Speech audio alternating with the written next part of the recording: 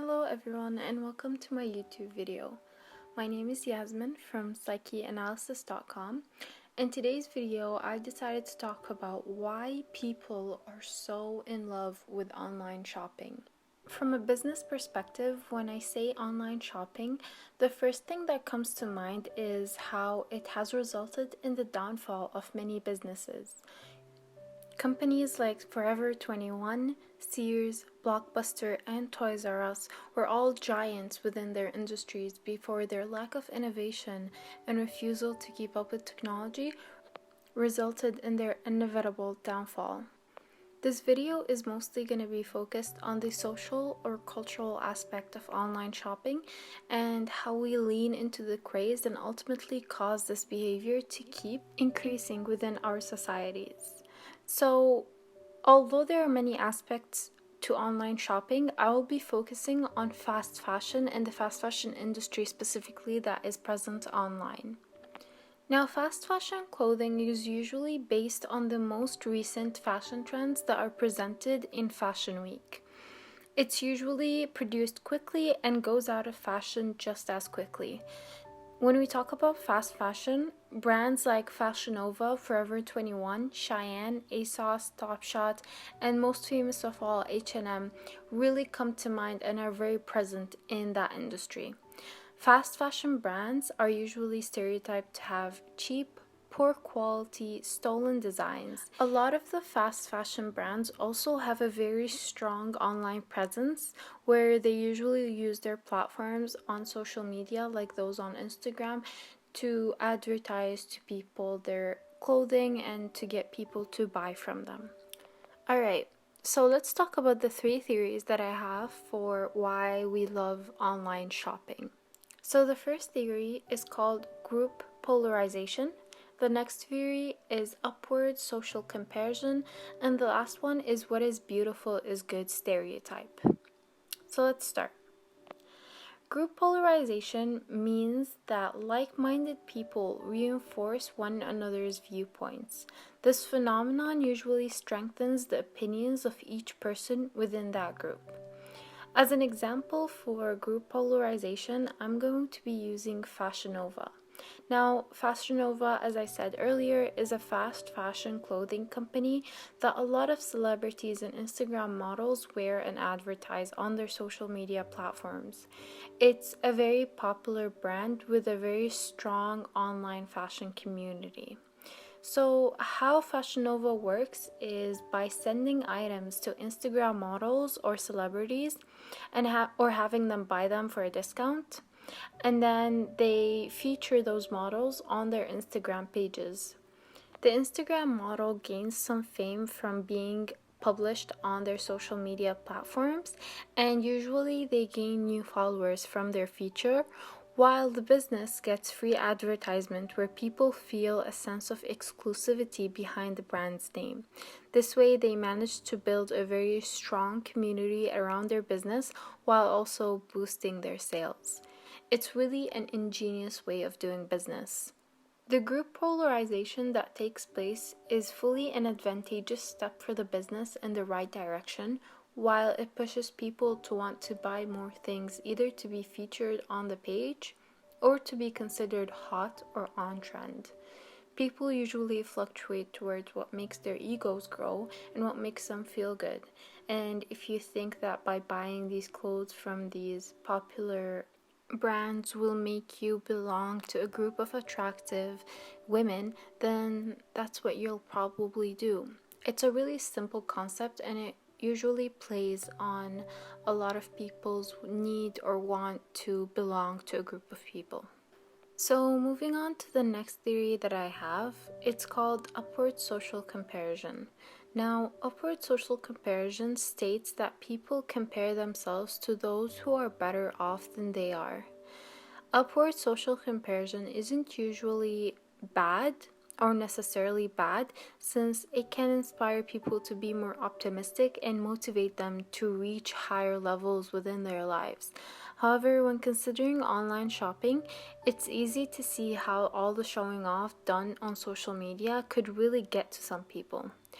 So for the example that I'm going to use for this one, I'm going to turn to Kylie Jenner this time because she is, as we all know, one of the youngest billionaires, and she has a lot of luxury surrounding her.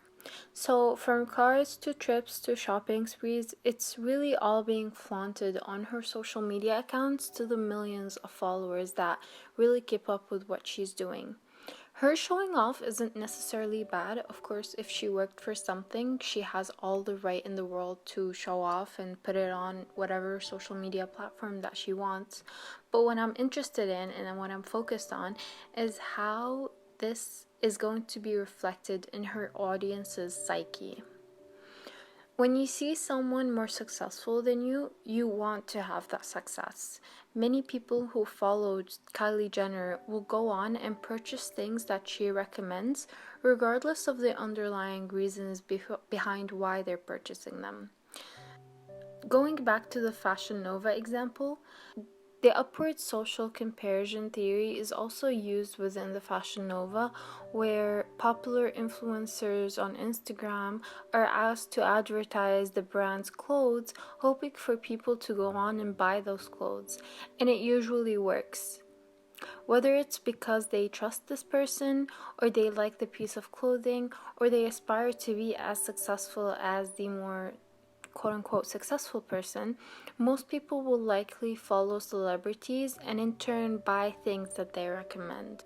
It's important though to realize that the upward social comparison really depends on the audience that follows the person who's being influential.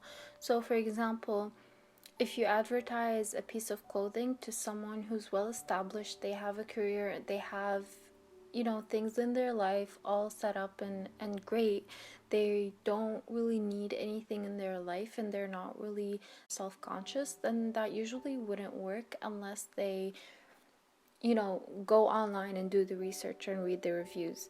But if someone wants to be as successful as someone else and they're sort of envious of that person, they want to be that person, they're jealous of them, and they don't have a lot going on in their lives in terms of their careers, for example, it's not where they want it to be, they're having a difficulty with their financial situation, they have some self-doubt, whatever it is, these kind of people are more vulnerable to the upward social comparison theory. So it's really all about advertising to the right people, right in quotation marks, with the right audience. So it really depends. Now, the third theory that I have is what is beautiful is good stereotype. Now, the meaning of the theory is in the name, but basically, it is the belief that external attractiveness signifies positive internal qualities. You know how people say that first impressions aren't important, or the way you look is not as important as what you have to put on the table in terms of, for example, your career or your personality, whatever? That's not necessarily true. A lot of people do believe in stereotypes. And the reason why these stereotypes exist is because people or people's brains are pretty lazy. Our brains want a shortcut to just about everything. So it just decided to put a stereotype that all attractive people have really good qualities. And inherently, a lot of people know this, so people want to present themselves in the best way possible. So, if you buy an item in hopes of looking good and leaving a positive impression on people, you're more likely to buy something on trend, and that's considered fashionable. And so, let's say, for example, it's someone who is 21, 21-year-old woman. She wants to be on trend and she wants to be considered attractive. So they go and pick out some pretty fast fashion items and then they buy it, they wear it for a week or two, and then it falls out of fashion and something else comes instead. So that person will go back online and buy something else to keep up with the trends. It's really a cycle where people just want to have a positive impression of themselves, but because they want to stay on trend and they want to keep up with the times, they fall into a really vicious cycle of just buying something and then throwing it out a few weeks later just to buy something else. And thinking about it, most people just want to be accepted. And I can personally say that I've done this a few times where I've bought something online from a fast fashion business and then it falls out of trend and I have to buy something else to replace it. Now, online fashion and online shopping isn't just booming because of the fast fashion and because people want to stay on trend or want to look pretty or because they look up to someone. It's also because it's super convenient.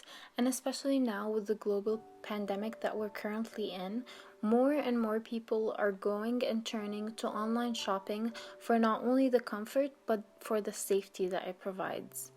Jeff Bezos, a titan in the e-commerce world and the founder of Amazon, proved how online selling can be such a successful business. Even so much now with the pandemic that people are even speculating that he might be the world's first trillionaire, even though the math is pretty sketchy though. So the online world has come very far, and I feel like the introduction of the internet has really made the world explode, and now almost anything is possible with just the use of the internet. I think it's great that the internet has provided such great things in our lives, although I think there is room to slow down and just sort of think about things through before you do something or make a decision. So thank you so much for watching. Again, if you want to go through the resources that I have for this video, you can go through them on my website, psycheanalysis.com. I'll link the link in the description below. I hope you enjoyed it, and I really look forward to seeing any of your comments or any discussions that you guys have in the comment description below. Thank you so much for watching, and I hope you subscribe to my channel for future videos about, psychology and the world.